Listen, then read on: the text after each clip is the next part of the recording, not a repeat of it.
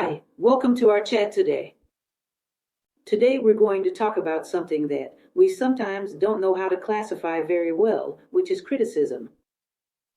Let's talk about why we criticize so much. And we'll see where this criticism is appropriate and where it's not.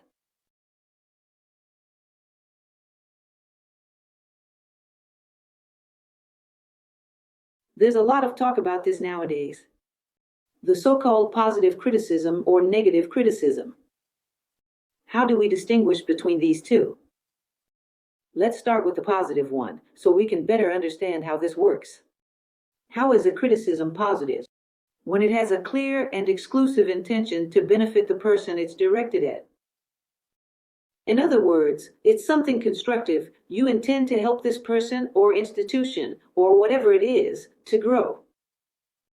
To climb one more step. There can't be any hint of interest of any other kind. It's the interest in benefiting, in helping to overcome a certain problem. Let's imagine that this criticism is about a person. Obviously, you're going to talk directly to the person, not to third, fourth, or fifth parties, because otherwise, it's no longer positive criticism.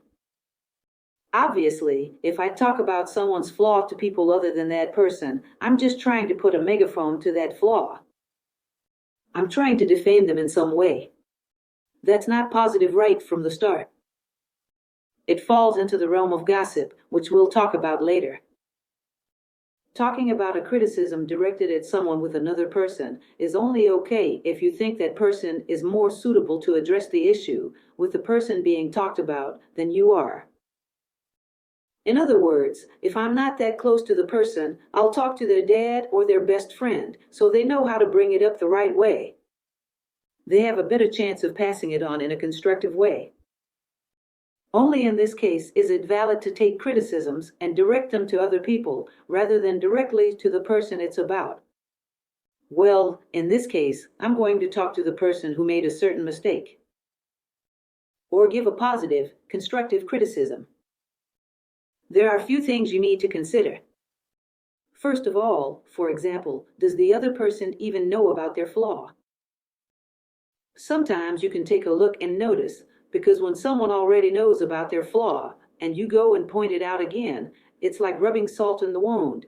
It just hurts more and makes them feel even less capable of overcoming that difficulty. So it's an element that's important for you to consider. Does this person already know about it?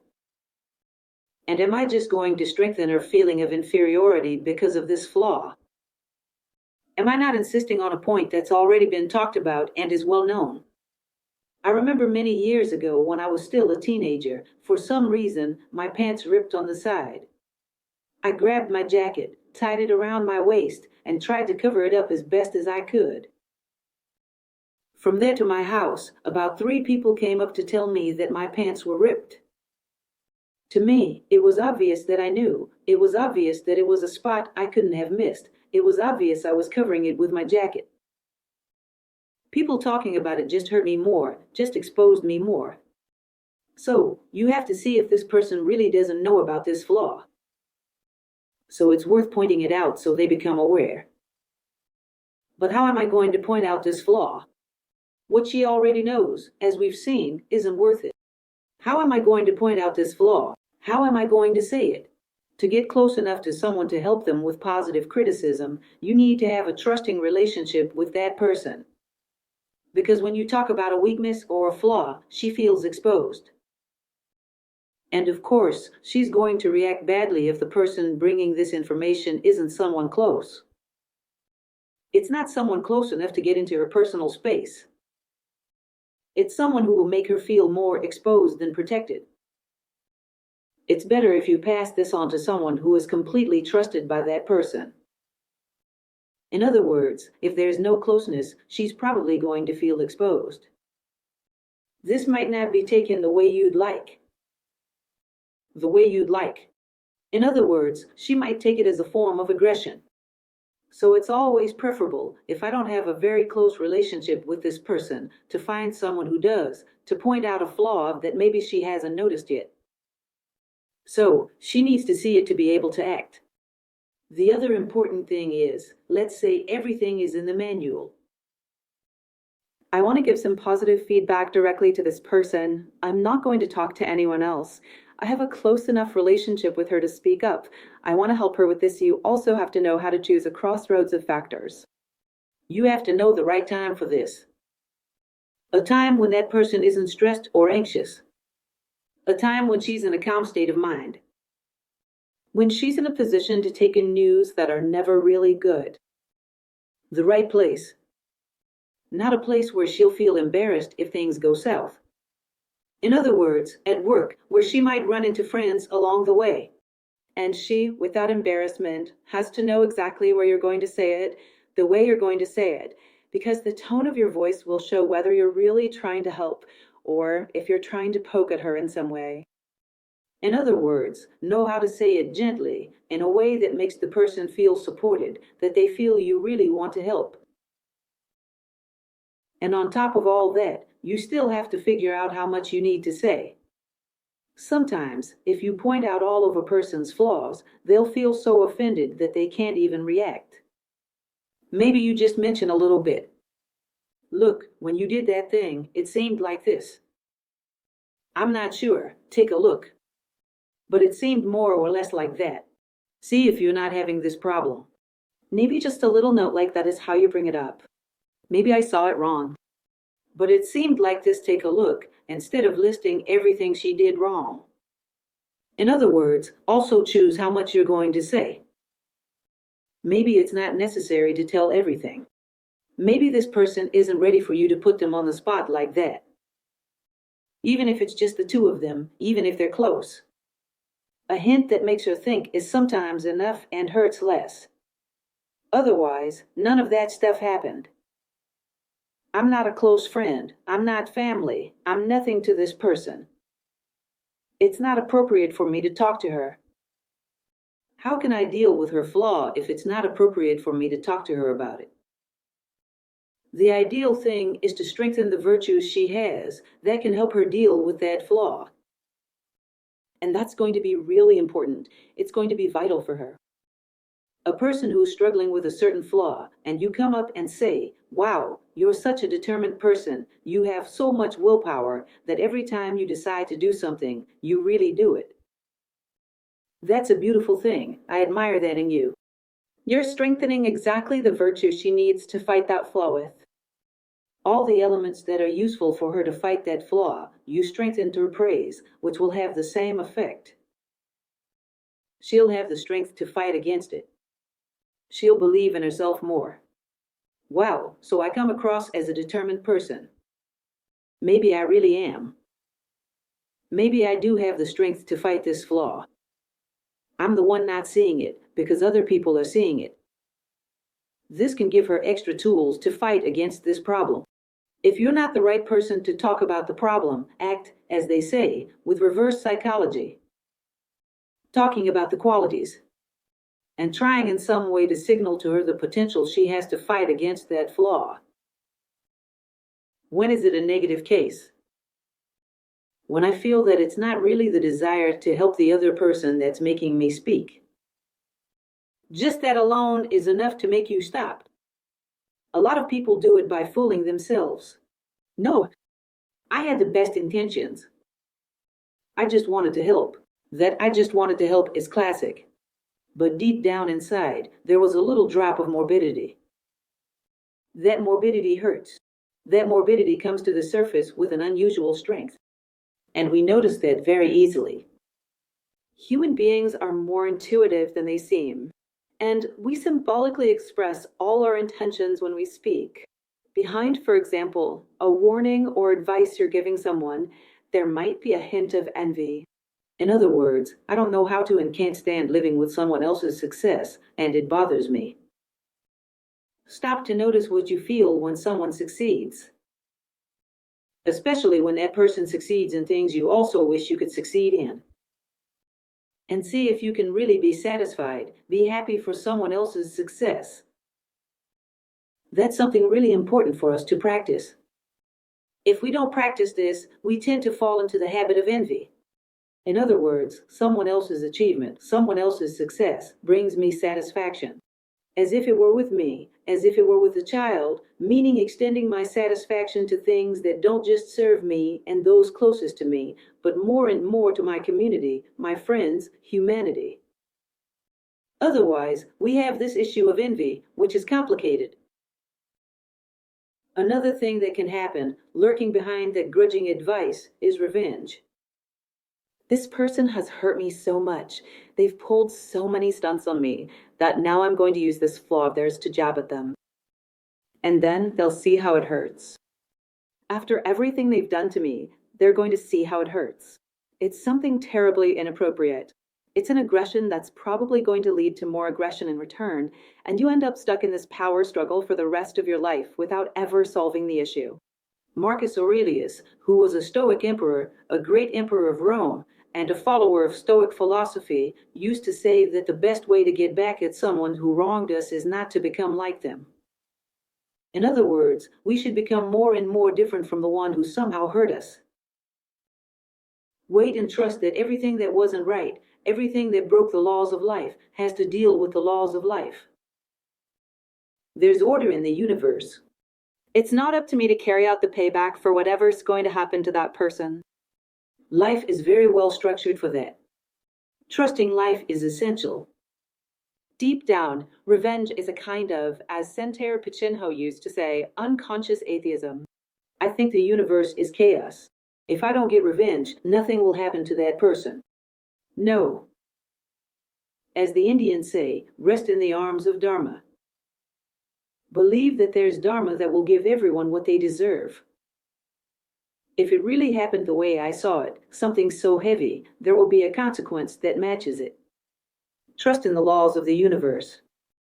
In other words, revenge is also something extremely inappropriate, which sometimes lurks behind our ill-intentioned criticisms. What else can we do? Competition. Sometimes someone gets ahead and you think it's easier to bring them down to my level than to rise up to theirs. It's much easier for me to attack their merits, to question their worth, because I bring them down to my level. That's way easier than lifting myself up to their level. So competition sometimes leads to highly poisonous criticism. This person won, yes, but also, the way he did it, anyone would have. In other words, I undermine the person's merit so they come down to my level. Because it's really complicated for me to lift myself up to their level. So that's another terrible element. And another thing, which might be even worse, is the morbidity and addiction to gossip. Poorly done criticism, negative criticism, often has this behind it. The morbidity of wanting to see the negative side of everything and everyone. A person has 10 qualities, and you go looking for the flaw they have, and you keep analyzing until you find what their flaw is, just so you can spread it around. It's a malicious criticism because it's never made directly to the person. It's always spread to the four corners of the world with the intent to discredit them. Gossip is a morbid addiction. I remember once watching a movie, I couldn't tell you the name, it was many years ago, maybe you know it, where there was a religious preacher speaking in a church. And there was a lady sitting there with a guilty look on her face, and the preacher was saying, "Fight gossip. It's the duty of a good Christian to fight gossip." If you're a gossip and you don't know the harm you're causing to others, I suggest you do the following. Take a feather pillow from your house, climb up to your roof, tear open that pillow, and let the feathers scatter in all directions with the wind. Then you come down and try to gather all those feathers that the wind carried in every direction. Obviously, you won't be able to do it. In other words, when I spread something negative about someone, it can go so far and cause such great harm to that person that even if I want to take it back, it's no longer under my control. In other words, gossip is an attack.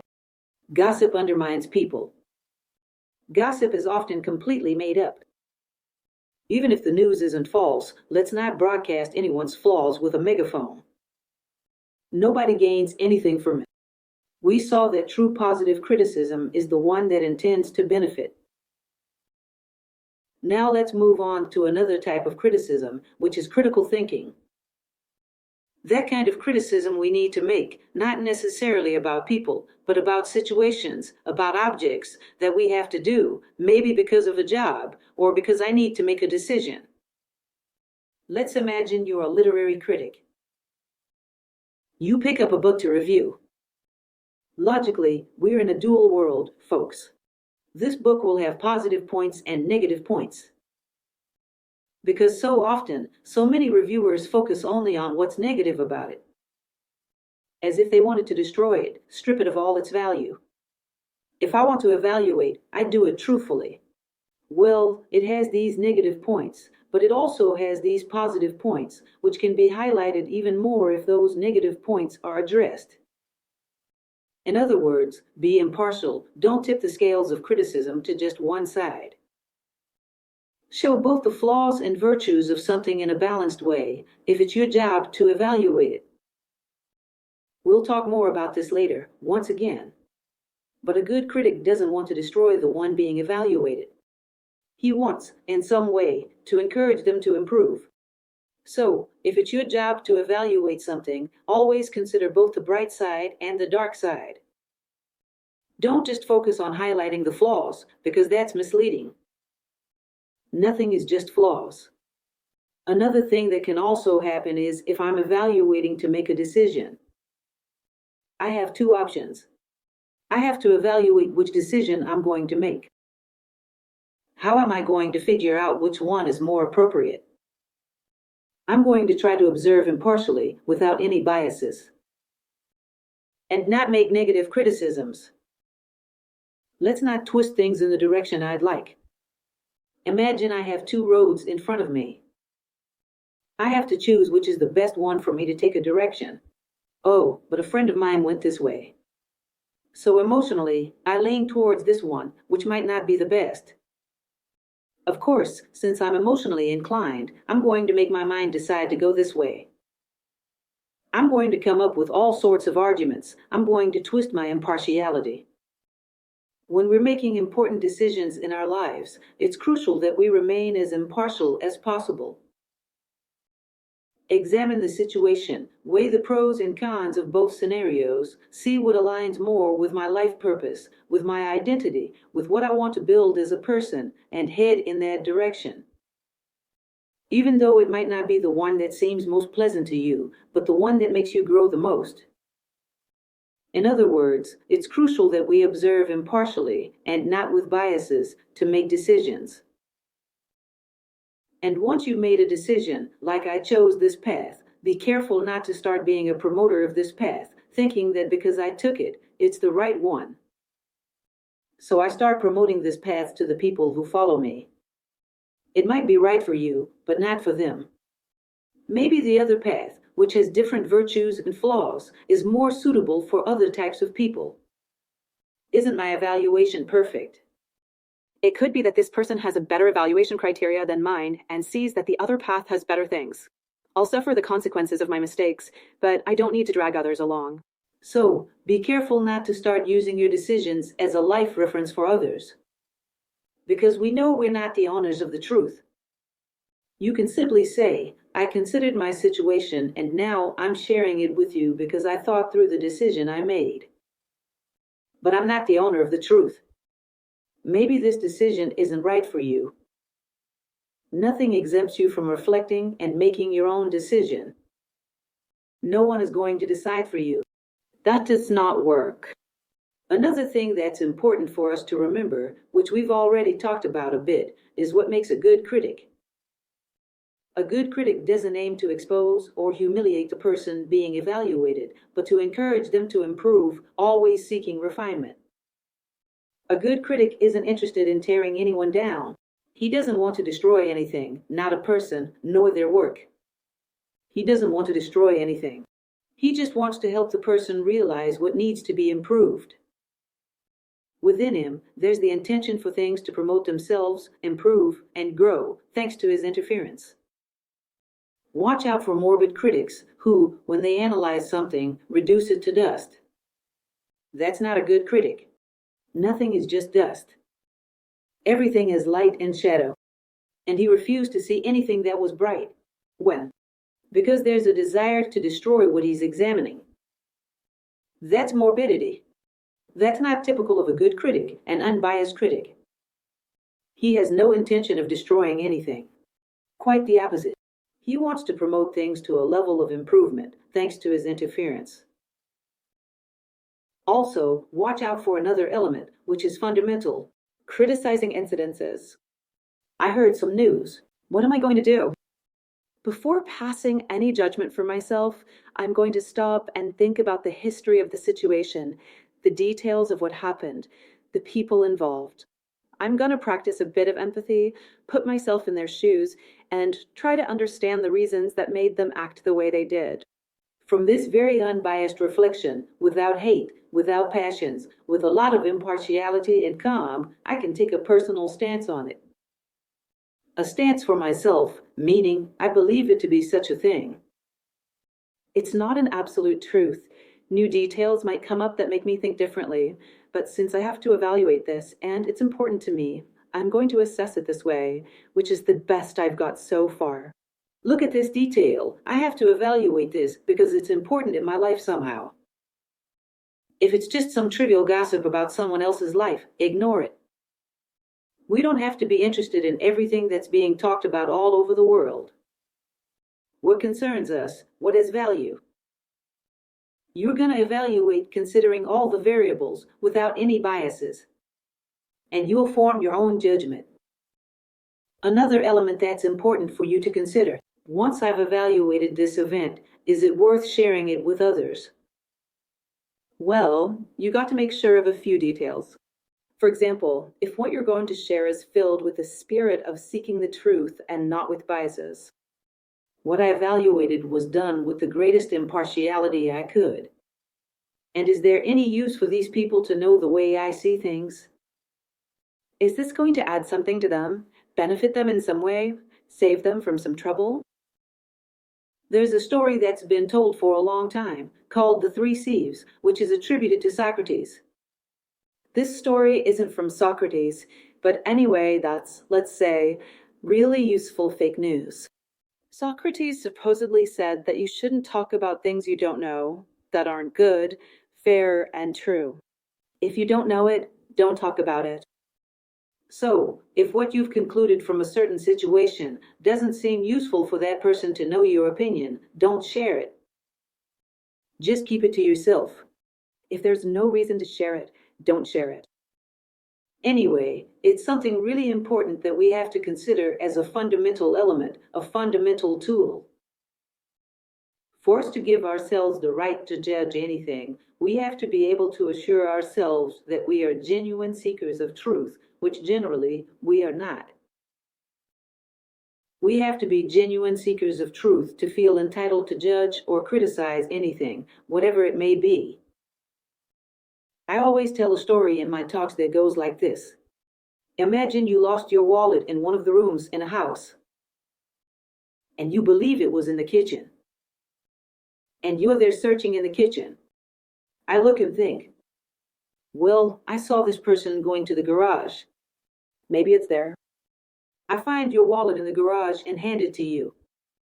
Are you going to be happy because I gave you the wallet, or upset because I went against your opinion that it was in the kitchen? Of course, you're going to be happy. What's way more important than my opinion about where it was is actually finding the wallet. The rest is secondary, because it's a physical thing with a physical value. It's a wallet with money inside. That has physical value for us. Now, if it were the truth you were looking for in the wrong place, and someone showed you it was somewhere else, you'd often fight to the end saying, no, it's in the place where you were looking. Because for you, it's more important to say you're right than to actually find something. You don't love it that much, that's true. If someone comes along and finds something much closer to the truth, brings it to you from somewhere else, you won't want to admit that you know less than this person. So you fight to the end for your opinion, even if you suspect it's wrong. Why? You don't want the truth that much. Your image is worth more. Your status is worth more. You won't admit that this person knows more than you. In other words, our lack of love for the truth is a serious thing. When we commit ourselves to the pursuit of truth, when we feel like servants of this quest, which is an amazing life goal, we start to become impartial judges. And we start to have the right to make assessments of things that are worthy of being considered by us and in certain situations by others. Before that, if we're people who act on emotional inclinations, I don't want to know what really happened. I want to stick with my version. Why? My version is more pleasant for me and benefits me. So, even if I bring you proof that it wasn't what happened, you don't see it. Because you don't want to know the truth, you want your version. That benefits you more. It shows you a side that might be more pleasant for you. If you have that mindset, your judgments, your criticisms won't make much sense. You shouldn't even give yourself that right. It's what gives us the right to judge whatever it may be. It's a strong commitment of the heart to the truth. Another thing, don't judge what doesn't concern you. Why take the risk of making a mistake and being pointless? You have to consider that when I start judging situations that have nothing to do with me, like the life of an artist or the life of the person working in the other room, I'm stepping in as a judge of something that doesn't concern me. Being a judge is something that involves high risk. And every time we judge, we might be making a mistake. And it's the fate of this person that's in our hands. Being a judge is a really delicate thing. It involves a lot of risk. When it's your place to do so, fine, do it the best way you can. But if it's not your place to judge a situation, why would you do it? Because you'll run the risk of making a mistake and creating what we can call the karma of cruelty. The karma of cruelty is when we take the worst version of the story and start spreading it to others. And we're going to create consequences for that person because of this bogus version we made up. And those consequences will impact us through the law of karma that the Indians talk about. The action I took triggers a reaction for me. The karma of cruelty is no joke. It's something that doesn't concern me. Don't get involved in judging. It's a really high risk to judge. So, only judge what concerns me and whose judgment will add something to my life. Or to the lives of others, if I have to share it. Always keep that in mind. Another thing that's important for us to be aware of is that sometimes you're not actually criticizing. You're not talking about a critique, but your mind is sometimes stuck in a vicious cycle of criticism. If you stop to think, evaluate your own thoughts. At a time when you weren't doing anything, your thoughts just wandered. Then stop to remember, jot down what mental images went through your head. Most of them are criticisms of something. Something that happened back in the past that you bring up, I don't know why, and you keep criticizing the person who did that to you. Something from the present, like, look at that guy, I suspect he's trying to fool me. We end up, mentally, almost all the time criticizing. It's a terrible habit. We should aim to sweep the criticisms out of our mental space. Clean up our mental space. Our life is a reflection of what we think. And we poison our state of mind with psychological forms of criticism.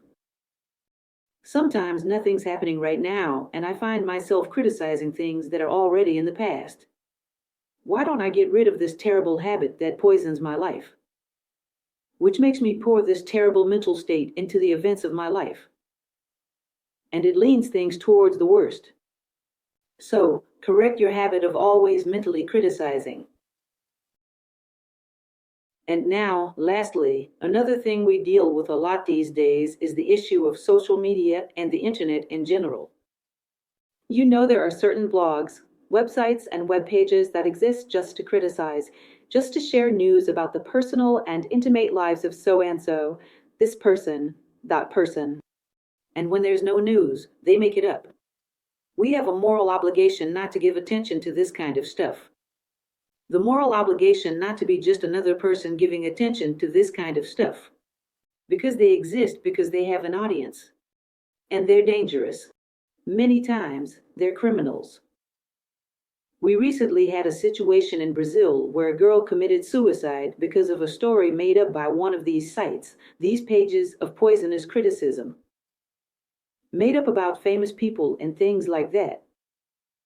Be careful, don't give this kind of morbid stuff any attention. When you participate, it's like you're an accomplice to the crime that's being committed. Don't give any attention to that kind of stuff.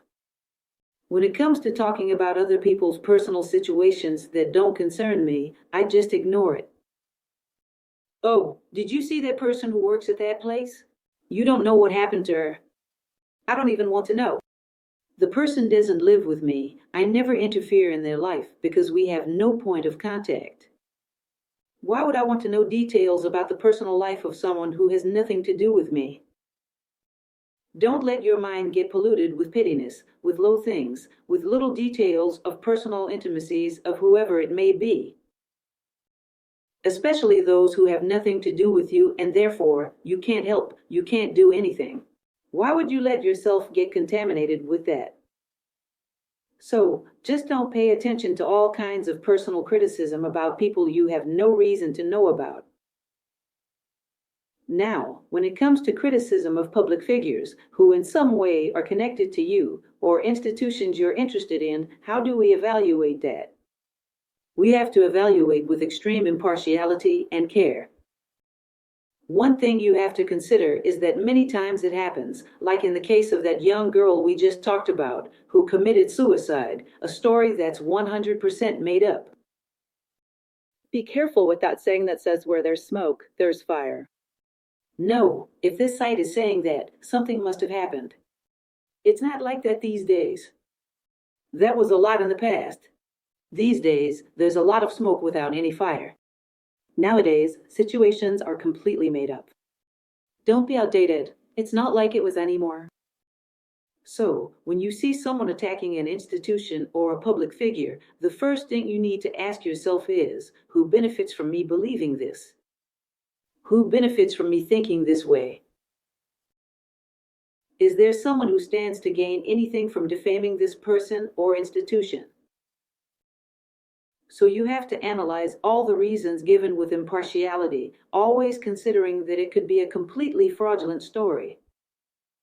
It could be a completely false story. Or it might have a bit of truth. But you always have to look carefully. Imagine someone does something that's criminal. And I see, be close to that person, have proof. Would I go to the internet or to the nearest police station? Obviously, I would go to the nearest police station. If I have proof, I'm going to report that person so they get properly punished.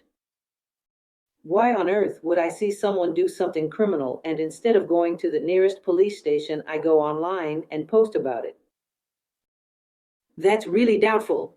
The attitude itself is already strange. The person doesn't offer any proof and does something that's criminal. Because if you saw it, witnessed it, have proof and didn't report it, you're an accomplice. That should be reported. Many times, the offense is made against people. If they're true, whoever saw it should have reported it. If they didn't report it, it's because they don't have any proof. They're making it up and want to punish that person in some way by tarnishing their image. Through defamation, through slander. So, be careful with that element. Another thing that's super important, don't spread things of questionable basis. Just because it pleases me, or whose spreading will only cause harm with no benefit to anyone. Be careful with that, because when we don't have the basis for something, when we're not sure about something, we just make the damage worse when we pass it on. Something that doesn't have a very clear foundation, that doesn't show proof of what it's saying. Even if I think this news might interest someone, I don't share it. I don't pass on anything that's doubtful. Especially when it's something you notice is driven with the intention to harm. Be careful. People who do this, generally, aren't that well-intentioned. In general, they're people who aren't of such good character. Because like I said, if this person made that mistake, there were proper channels for it to be reported. It's not on the internet. If someone witnesses a crime, they don't go online to say, I saw so-and-so killing someone. You don't do that. That's not the way. Someone who goes online probably didn't see anything, doesn't have any proof. They're trying to adopt this technique of slandering others because they know there will always be someone who believes it. There will always be someone who passes it on, and he ends up getting away with it because no one knows where it started. Be very careful. Don't pass on anything about the elderly. Don't let yourself be dragged or used by those who are always ready to cancel others. These are the people who, for some shady interest or something similar, want to destroy someone's life. Cancel culture warriors are people who start targeting someone, be it a public figure or an anonymous individual, and they begin to throw a bunch of accusations and insults, things that make them look ridiculous, in a sequence. And you can tell they don't have any good intentions. That right there doesn't want to help that person. It wants to expose, ridicule, and ruin their life. Bullying is one of the ways to do that. How many school kids have had serious problems? Some even ended up taking their own lives. The kids would get online and post a series of insults, ridiculous situations, to put someone in a position of exposure. Never give voice to those who are always ready to cancel others. Someone is making a fierce, venomous insult. Obviously, they're not well-intentioned. Why would I join in on that? Cancel culture today is one of the plagues we see on the internet. Pay attention to this. It's another important element. Another thing that's important when it comes to social media, which happens a lot, is criticism, and it's that we need to be aware of. Imagine I'm someone who has a page, an account, whatever, on some social media platform, and I've been there for years, but I can't get my page to grow at all. I barely have any followers. What I put out there isn't of interest to anyone. My speaking skills are far from being decent. I don't present anything that anyone wants to know. In other words, I'm performing poorly when it comes to my social media. How can I quickly turn this around and start having huge success? Simple. I pick someone who has great results, who has a lot of followers, and I start criticizing them. Because then all the people connected to that person will look at me without me having any merit. I didn't do anything constructive at all. I just started attacking and tearing someone down. So be careful with that, because sometimes it's the most absurd things in the world. And that person knows that at some point she's going to be debunked. But until she is, she'll already drawn attention to herself in a way that now she's big. Now she's got a bunch of followers. Now she's already had a stage for her lies. By the time she's debunked, the accused person has already suffered a lot. Why? Because there were people who believed her. People who can't succeed, people who are failures, people who are mediocre. Be careful with that, because these are perfect situations for you to go around attacking others, to steal the spotlight and put the attention on yourself. Since you can't get attention by building anything, you get attention by destroying. Because that's how you get your few minutes of fame. That's the most common thing in the world, the internet. That's a really old technique. Pay attention, this existed even before the internet. When people used to spread lies in newspapers and magazines. Now it's super strong, it's gotten a lot easier. Wanting to seek the truth, love the truth, and wanting to benefit the world with it. That's something fundamental we need to have if we want to have an unbiased critique, a positive critique, a constructive critique. I love the truth and I want to benefit the world with it. So everything I seek is as close to the truth as I can find. And if it benefits people, then I'll definitely pass it on. If at some point you get criticized by one of those constant critics, those cancel culture folks, your dignity, your love for the truth, your uprightness, that's something that will speak volumes about you. Imagine you have a page on social media and some crazy person started attacking it. Something that really speaks in your favor is that you've never used your page to attack anyone. You've always used your page in a positive way. You've always benefited people through your page. Your dignity speaks for you. So if you have that dignity, that loyalty to the truth, your dignity protects you. Against some of the cancel culture folks who are everywhere, against the opportunists who are everywhere, in an environment as multifaceted as the internet, of course, there are some of both.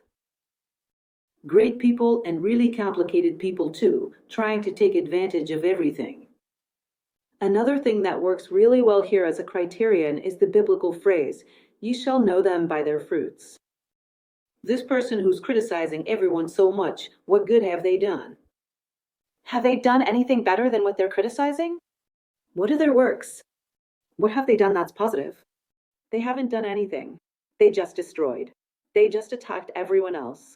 There is no snake. They're a failure. Didn't build anything. All they know is how to destroy. Watch out for that kind of person. Be careful. Someone who has a great work has done things of great value. Sometimes the person hasn't done anything at all and tries to make up for it by piling on a bunch of titles, as if titles meant that a person has character. You shall know them by their fruits, not by their titles. So be careful. Someone who hasn't done anything productive and is going around criticizing everyone who has is at the very least frustrated, a failure, who can't stand their own impotence. Pay attention to that. One last phrase I'd like to leave with you, which was often used by Professor Jorge Angel Livraga, the founder of New Acropolis. He said there have always been and there will always be builders and destroyers of pyramids. Choose which group you want to be in. Throughout history, there have always been those who build grand things. There were those who just went there to swing the hammer and destroy everything. Which group do you want to be in? How do you want to go down in history? As a builder of grand pyramids, leaving behind the size of your dreams for the future? Or do you want to be known as a destroyer who only knows how to tear down those who have done something? And there's no trace of construction, nothing positive. We need to be aware of where we stand. And once we're on the side of those who want to build, stick with those who build. And be very careful with those who, without building anything, feel entitled to criticize those who are doing something. So, pay attention to all these details in criticism so you can say, I only criticize when it's positive, constructive criticism that benefits the person who hears it. So, without using the tool of criticism, have good critical sense, using criticism in a way that benefits people. Exactly, everything has two sides, and criticism is no different. I hope you can use our chat to learn how to use it the right way. Thank you all so much.